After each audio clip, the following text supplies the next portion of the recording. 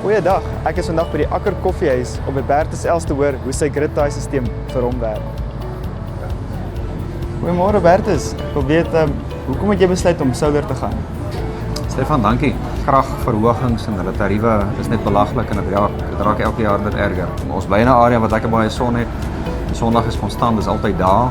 So hoekom nie gebruik maak daarvan nie? Wat maak jy die meeste opgewonde oor jou stelsel? Ek dink baie beslis die besparing op jou kragrekening. Dit is lekker om elke maand daai rekening te kry en te sien dis 'n fraksie van wat dit was. Daar's 'n app wat baie handig is en dit is lekker om in real time te kan sien wat jou besparing is en wat jou opwekking is. Dit's 'n baie handige funksie. Bertus, hoe het jy besluit op die produkte wat jy op jou sonstelsel gebruik? Ek dink as jy soveel geld spandeer, dan wil jy baie graag gemoedsrus hê. En om 'n topkwaliteit produk te kies met 'n goeie waarborg, gee my daai gemoedsrus. Baie dankie Bertus. As jy ook 'n oplossing soek vir jou kragverbruik, kontak ons gerus by Green & New.